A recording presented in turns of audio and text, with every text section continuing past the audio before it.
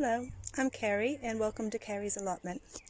I have an allotment here in the south of England on the coast, and I've had this plot for about 6 years now. This is my 6th season, and I thought it was about time that I started showing the videos of its progression through the seasons, just so I can keep a little bit of a written record and maybe just to share it with other people, see if anybody's interested. So please come along with me while I show you around, and I hope you really like it. Thank you. Welcome to plot 152. So I'm going to take you on a tour around so you can see everything that is happening here, and we'll start on this side.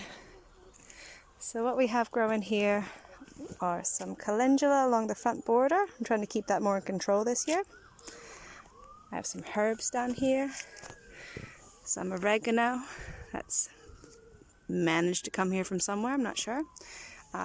I bought some new oregano that's a variegated leaf, which means two-toned, and some thyme, which lasted through. I have some dahlias coming up. They're slowly coming. I just moved them this year for the first time. They used to be in a different section, so they're taking their time coming up, but they'll be really pretty. Then right behind the dahlias, there's some gladioli, which means gladiator spears, as they spear up out of the ground. So they came right up, though. They're very happy. I have some dodiscus flowers down here. No idea what they look like. Haven't grown them before. This is self-seeded echinacea that comes back every year. It's a bit nibbled, but it'll be fine. And then I threw in some lupin that I started from seeds. Spencer bought them for me for my birthday. They'll be beautiful once they come. This trellis is really new. I just built this, all because I followed this other YouTuber at Roots and Refuge Farm, and she has this gorgeous rose, orange rose that goes across her front trellis, and I had major envy, so I bought a rose. And so I put the rose on this side, and it's also an orange color. And then because I had one on one side, I also got some honeysuckle that go on this side. So they'll climb up and over and be really huge and beautiful. Over here is a globe artichoke. I think you would call it a globe artichoke. It's a purple variety. Really beautiful plant. So they're about ready to start harvesting. Lighting's not so good. Oh, it's gorgeous. They're really tasty. I usually harvest them right around here because the stem's actually quite nice. And then when you cook them, you just kind of scrape off the bottom of the leaves and eat the heart. Lovely flavor. Get quite a few off those. I've been harvesting from this plant, this perennial plant, for the last 3 years. It's really tasty. Behind here, I used to have a plum tree, and I just dug it, cut it down and dug it out this winter because it wasn't giving us much fruit. And it costed a lot of shade, so I kind of fixed that problem by taking it out, which was a big decision, but I'm glad I did it. And instead I planted an asparagus bed, which are what these ferny things are. So I have 4 rows of asparagus, a purple and a green variety. So you can't harvest any this year, or next year just a few spears, and then the year after that you can get a good harvest. So this is what they look like when they start to grow up and out. They have, asparagus beetle. Naughty. They are really pretty though. So, yeah, they fern up and out and they'll be nice and big on there. Right behind there, I have a row of chives and a little calendula flower. The calendula I use for massage creams. I dry them and then infuse them in oil, and then once the oil is sat for a couple of months, I strain it and use those oils for different lotions and things like that. This calendula is really good for your skin. Behind here I have this big apple tree. It's a dessert apple tree, a red apple. Really, really tasty fruit. It is loaded, though quite a few of these will drop off in June, the June drop. So we'll just wait and see how many's left after that. I have a mustard plant down here. a ruby streaks mustard, some flowers, some comfrey, and then this down here is some water mint that I found in the New Forest. There was loads around, so I just pulled off a couple and brought them home to have some mint here at home as well. And it's doing really well. It's already tripled in size. They were quite small where I took them from. There was still plenty left, don't worry. I also have, this is some comfrey. I dug out one of the comfrey plants and I'm stewing it in water to make a comfrey tea, which is a really good fertilizer. It'll start smelling soon, so I'm just going to leave it there to stew for a month or so. I have some parsley growing here, some turnips that are just started to seed. I need to thin those out. Couple garlics that did do well this year I need to pull out. I'm just leaving them for the moment until I need them. Some sugar snap pea here. A couple of extra plants I had growing. Put them in there. And then on this side, we'll go into the net. This big net structure holds my winter brassicas.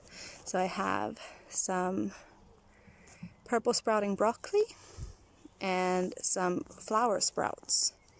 About even numbers of both of those.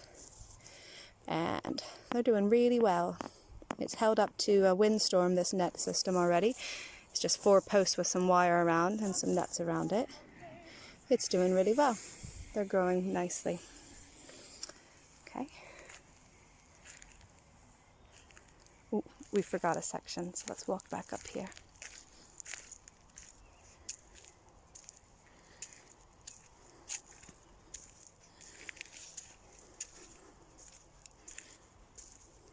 So right in the front, I have more calendula, some more thyme, a nice variegated leaf, and variegated sage, some more dahlias running back towards the rose bush, and here's my pea bed, which are netted against the pigeons, which are very greedy birds. So in the front there is the Shiraz, which are a mange tout, and a sugar snap pea. And look at this one flower, it's so pretty. That's the Shiraz. They come out purple, they're purple peas. And then behind those are the main crop variety, Hurst Green Shaft, and they're growing really well. They're starting to pod up. You can still eat these. They're quite tender as a mange tout, but they're not quite as sweet as a normal mange tout.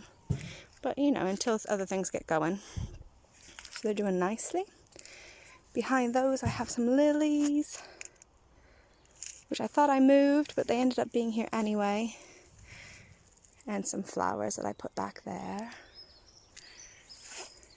This here is my Bramley apple tree, nice and huge. Lots of fruit on there. And underneath that I have a cabbage bed. So in this are some different cabbages. Some Wheeler's Imperial, which is like a pointed cabbage. That's starting to hard up a little bit there. I have some cauliflower in here, which I think is what that is. And I have some ruby red cabbages, which are these red veined ones. So they're doing really well. It's my first time growing in this section. Usually this is a flower bed. I'm just trying to increase my growing spaces so I can get more use out of the plot. So behind that are some herbs. On the other side of the dessert apple tree there's some lavender, some lemon balm, some rosemary, sage, some oregano, way too much of that stuff. There's some cosmos that I planted up, a gazebo variety, that'll be really nice. I put a little lavender hedge in here. Been wanting more lavender, I really like the smell, and I use it, I dry it and use it in sachets and things like that. So it's always useful to have. There's a mint back here, just a garden mint. And some more flowers, which is a hard one to pronounce. It's like anthrym, I'm not sure, something like that. I have a Robe Gooseberry. I think it kind of got planted by the birds. So I'm not really sure. I haven't really seen any flowers on it yet, and there's no fruit, but it kind of looks like gooseberry bushes I've had. They have these really long spikes, same kind of leaves. I'm assuming that's what it is. Just kind of waiting for something to happen with it. I mean, other gooseberries are fruiting now, so it's obviously not going to happen this year. But one of these years, it'd be nice to see something off of it. We'll see. Then I have a row of shallots there. They're almost finished. They're firming up nicely, getting nice size. A couple of them had a little seed heads on them, which I had to pull off, but they're about ready. And then behind that is some Perpetual Spinach, which is more like a Swiss chard kind of leaf beet. They're all right. They don't taste quite as good as spinach, but they do cook down like spinach. So it's a good alternative because Swiss chard has quite a beety flavor, which is nice, but sometimes you just want something more iron rich. So I have some real spinach there and over there. And then these are some mustardy kind of Asian greens and some radishes, which I've been harvesting. So that's why there's some holes. I have a row of Swiss chard back here. And these are some onions that I started from seed, which are growing nicely, starting to get a nice big size. Put some leeks in here. That's my little seed bed of leeks, waiting for them to get bigger, and then I'll transplant them. More radishes, more spinach, and some lovely spring onions, which I've been harvesting for the last couple weeks, and they're really good. So I did a successional sowing, so that's why they're all different sizes. So I just kind of every month I put some seeds in and then transplant them in. So I always have a supply of spring onions, which are really versatile. All right, so I have this trellis here, and it's underutilized. I have the sweet peas on one side and the sugar snap peas on the other, but there's no way it'll come up and over. I have to rethink that for next year. This is my summer vegetable bed. So I have some dwarf beans here, random sunflower, some different kinds of winter squashes, some pumpkins. I'm growing lots of heirloom varieties this year, and I saved some seed from ones from last year. So they're in there. And this is the glass gem popcorn, the really pretty, like purples and pinks and yellows and everything. Really gorgeous popcorn. And then some sweet corn. Lots of these in here look a bit damaged because they got hit by frost. A couple weeks ago we had a couple of cold snaps at night, and I covered them, but it obviously wasn't enough cover. So I kind of panicked when I had more popcorn seeds, so I put those in, but I didn't have any more sweet corn seeds, so I panicked buying and bought these ones. But actually they all recovered, so live and learn. It was fine. Behind that I have another row of dwarf beans. So this whole bed is kind of like the Three Sisters variety, which is like the Native American trend of growing together pumpkins, corn, and beans, because each one complements and benefits the other. The corn grows nice and tall, the pumpkins sprawl around and cast shade, so they keep down the weeds, they keep the moisture in, and the beans climb up the corn. So I don't grow climbing beans with this, but you still get the nitrogen fixing with the beans, so it actually benefits the other plants. So I do dwarf beans here. So it's a nice big bed of it. Some of my favorite food.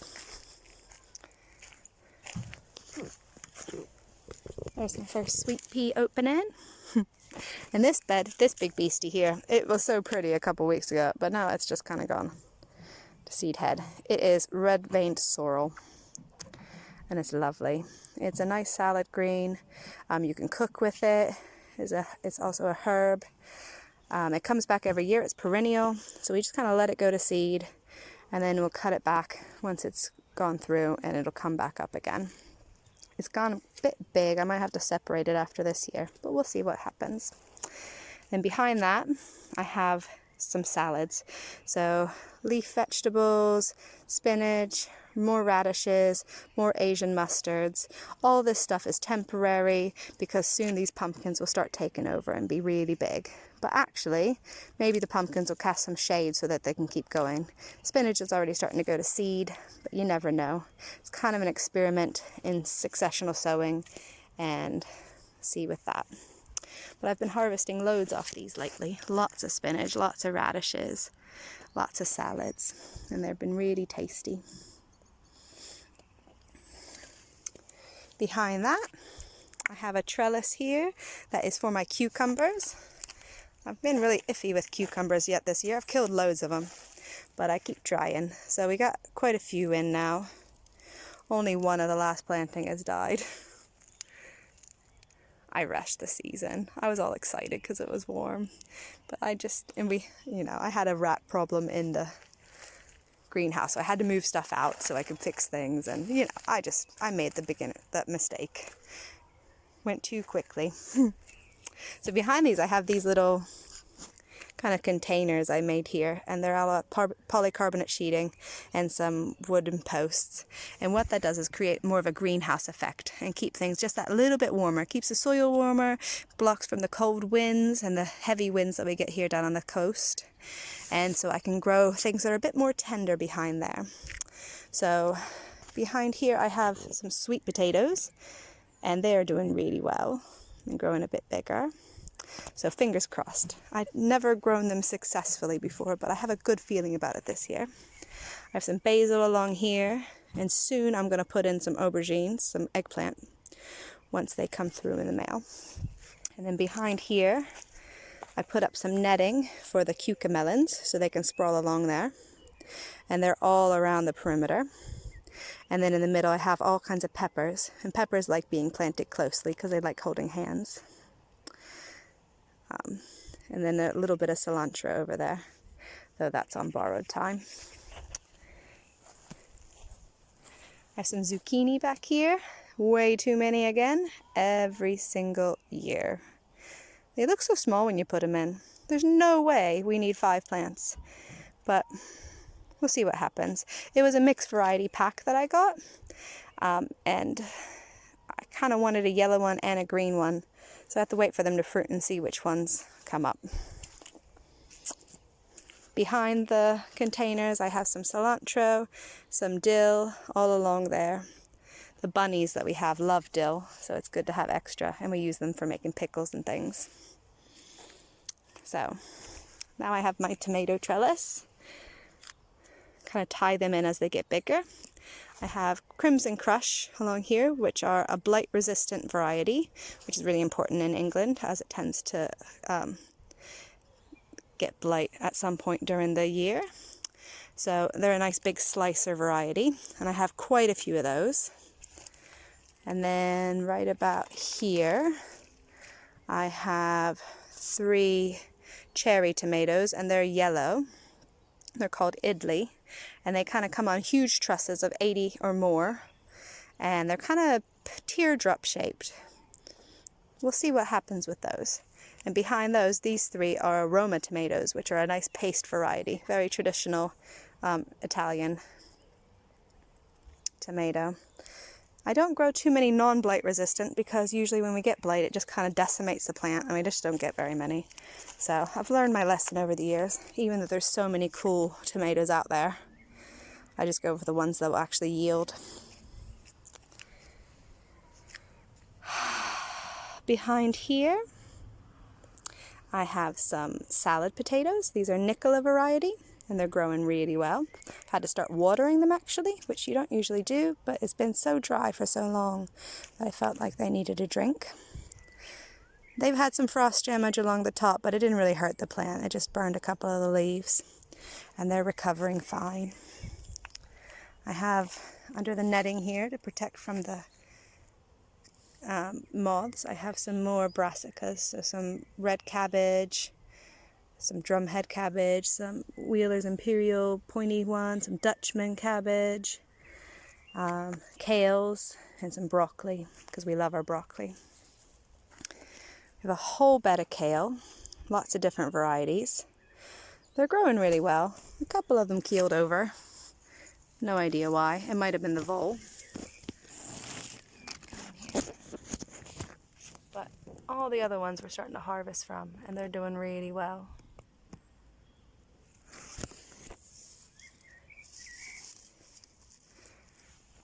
Behind there, I have broccoli. And some cauliflower, some Romanesco cauliflower, which is that really alien type looking cauliflower that's lime green. It's awesome. Put some flowers down here too, some didiscus. But I've noticed something really exciting today in the broccoli. It's that we're having our first one starting to come to a flower head. See there? Very cool. So that's an Ironman variety of broccoli. And it's really good because once you get the big central head, actually you get lots of side shoots off of it. So we should be in the money with broccoli all season long. On the other side, some Swiss chard I need to pull out, and our main crop potatoes, which are marquises, and they're really nice huge potatoes. They also have some frost damage, a bit more extensive to be honest, but they're fine. They're pulling through. It's really rare for us to have a frost that late. I have along this fence post some sunflowers and some tree spinach, which is like this orange type of plant, and it has this hot pink center. It's kind of a bit fuzzy of a leaf, but you can cook them like spinach and you can eat them in a salad. They're nice.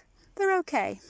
They're in the same foot as lamb's quarter or goosefoot or fat hen, or a quinoa actually is in that family as well. And you see them all over the place. They really self-seed vigorously, and they just kind of planted themselves from last year. Over here, strawberries. And they are starting to come through. Lots of red berries in there. We've been picking them all week. Mainly Spencer's been eating them. He doesn't really let anybody else have any. He's too quick. So I need to get through there and start picking some.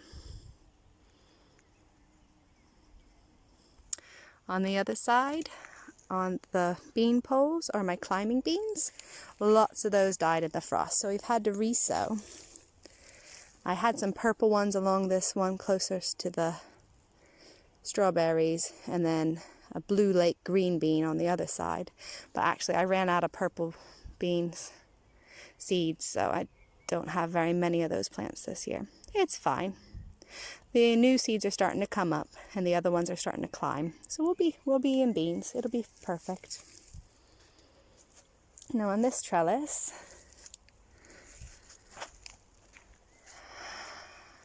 it's so pretty. So I have some Clematis growing up here. This is a Logan Berry, which kind of comes, that's just one plant and it goes all the way along. And then over here is a Tayberry. Now the Logan Berry and the Tayberry are both hybrids. They're both a mixture between raspberry and blackberry. The Logan Berry is more raspberry-like, but tasting, but it's firm like a blackberry.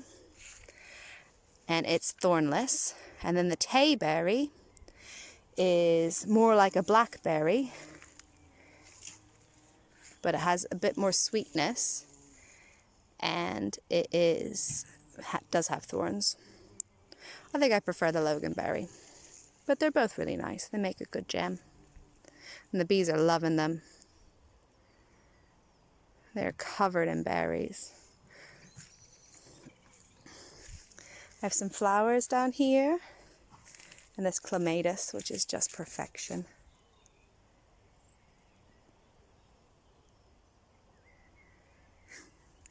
First year with that flowering, so I'm really enjoying it. Spencer has his own little plot, and it's doing really well. So he planted all this. He put in the beans and the cucumber and the strawberries. He also has peas and carrots in there, and his carrots are doing way better than mine, which is just so typical. But they're doing really nicely. So that's a nice big willow plant here, and I use this for weaving. I make lots of dream catchers and wreaths and things like that with willow. So it's really big this year. It's growing really fast. Yeah, I used to have loads of willow, but they made me all pull it all out, and they said it was too invasive. I mean, I guess it is a tree, but I kept one as a secret, but it's kind of overtaken. This is my pear tree. bit windswept. You can tell which way the wind blows in this place. Goes over to the side. It has loads of fruit on it. It's kind of like a bosque pear and it's really tasty. So it's coming along. There's some nice flowers in there, including that Galaxy petunia, which is so cool.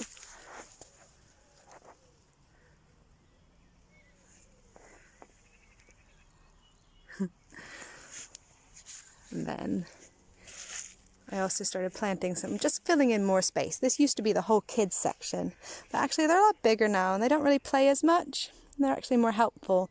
So we're just kind of turning it into something different. My plan is to make this all flat and more grassy and have a little seating area, but I'm just kind of waiting till one comes up that I can buy secondhand that I like.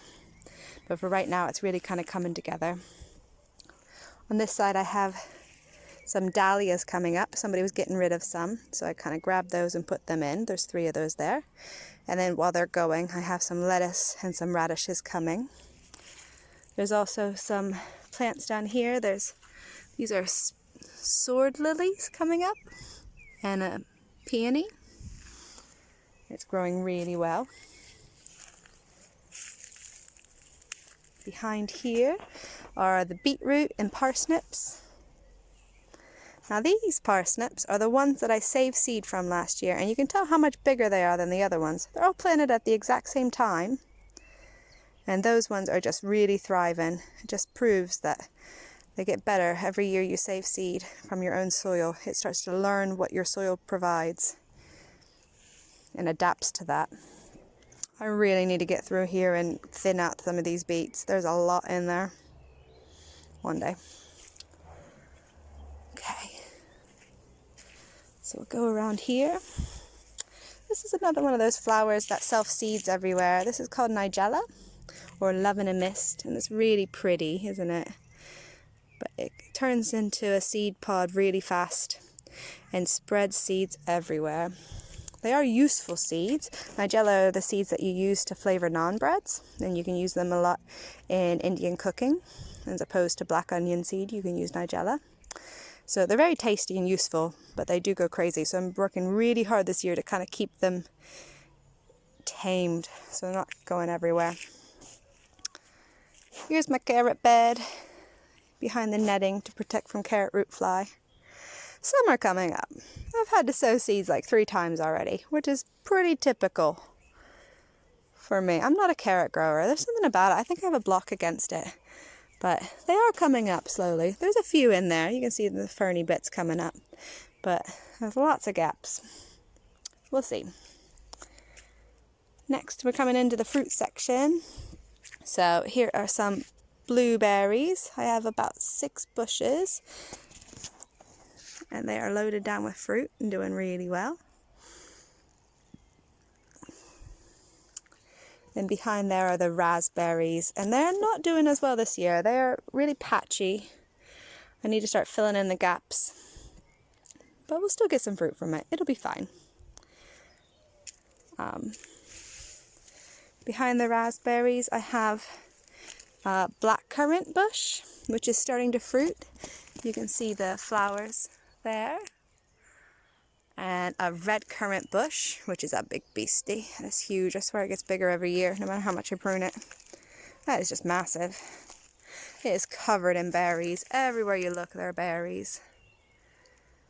Just more than anybody could eat. There's such a giving bush. And behind that is the rhubarb. And we love our rhubarb. Make some really lovely things. Some recipes I'll share with you guys.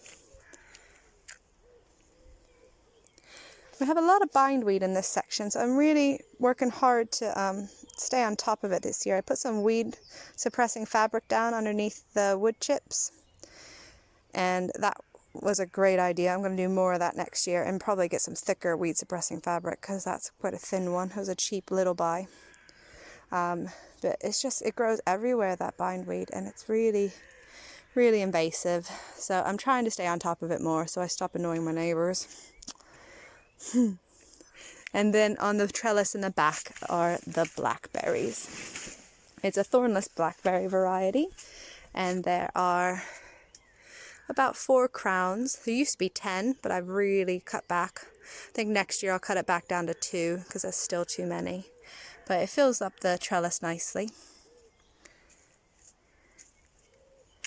And they provide loads of berries. The bees have been loving these.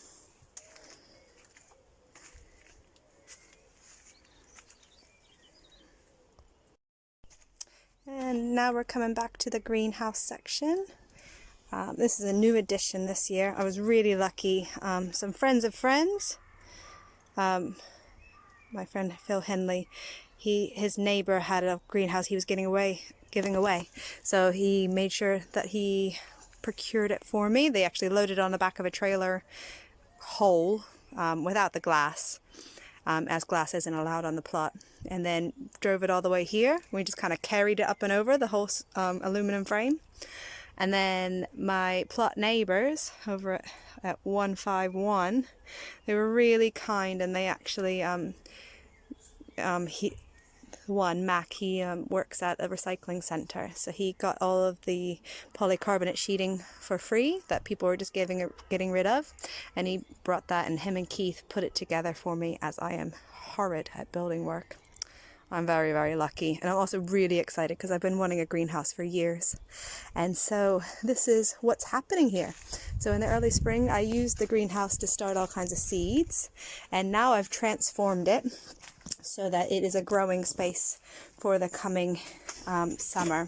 There's still some seeds in here. I still have some cucumbers and cucamelons, and a couple of squash and spring onions, some peppers, 1 extra melon plant, some basil, some cilantro waiting to come, cumin, that's new, and some parsley over here. But other than that, those all will start to go out except for the basil, which will live in here. But other than that, what's going to stay in here is the basil, as it grows better in a hot climate. That's time to be pruned, actually. My chili peppers down here. And my melons. This is so exciting. I've just dreamed of growing melons, and it's really only possible indoors in England. It's just a bit too cool in the summer. So I have 6 melon plants, which is probably way too much. Probably won't be able to walk on the floor very soon. They're already starting to overtake. 3 different varieties. This one is a sugar baby watermelon, which gives little personal size watermelons. This is a Petit Gris de Melon, which is a small personal size melon as well. It's supposed to be very sweet, kind of cantaloupe style, like the champagne of melons. How exciting is that? And it's already flowering. And then I have also a Prescott Fond Blanc, which is a huge melon, actually. It's a nice big melon that it's ribbed like a pumpkin. And but it's a nice sweet melon flavor inside. And actually on this plant we already have one of the flowers that's a female. Do you see how there is a little bulb back there? That's what will turn into a melon. So because it's indoors, it doesn't get as many pollinators. So you just take the male flower, which doesn't have the bulb, and you just give it a little tickle, and then you give it a little tickle in that one. So you're just transferring the pollen over. Some people do that with a paintbrush, but I don't have a paintbrush, so we're just going to make do. It used to work before when I was doing chili peppers indoors. So I just have to keep on top of it and make sure that any female fruit flowers that I pollinate by hand, just in case. I mean, though the window does stay open, I'm sure there is some that comes through. So that's what's in here. It's very exciting. I also still have a couple of seedlings that are outdoors hardening off, getting used to the outdoors. They'll be going out soon. This is a Cape Gooseberry. I actually bought this one, but then when I was looking around, I had all these that were self-seeded from last year. So I potted them up because I kind of pulled them out not very gently. They weren't in the place where they could stay. So I put them in soil just to get the roots growing a bit, keeping the soil nice and moist.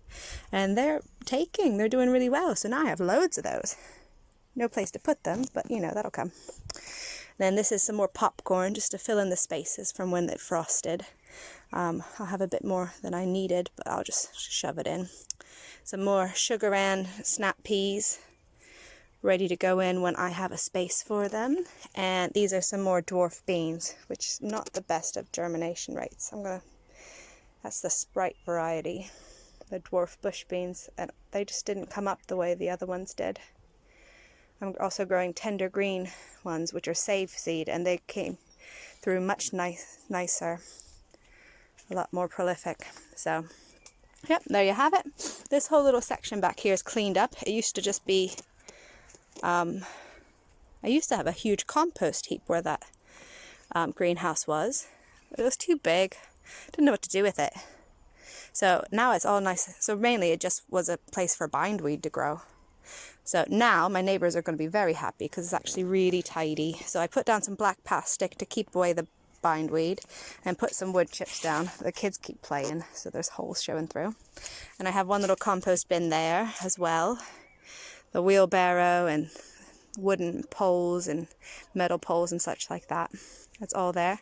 This is an old mud kitchen. You see where the plants are resting on with the toys underneath of it. I mean, it's lasted. It's fallen apart now, but that's 6 years old. I built that the first year we came on here out of pallets. It had a lot of play and love made into it. We also have some flowers down here, some daisies, just to make it pretty. I love them. I think they're beautiful. Yeah, so there's that. So this whole section, nice and tidy.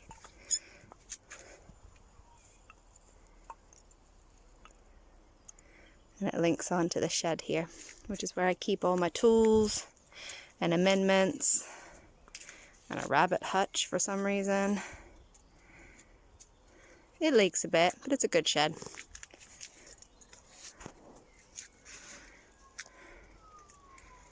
And this right there is a water butt. And that is proof that it's a bad idea to let kids paint indoors. Notice all the paint splatters. They helped me paint the shed. And there you have it. That's the end of the plot. So that's it. That's the full plot tour for the last week of May in 2020. I hope you enjoyed it, and I look forward to seeing you again next week for another full tour. Take care. Bye.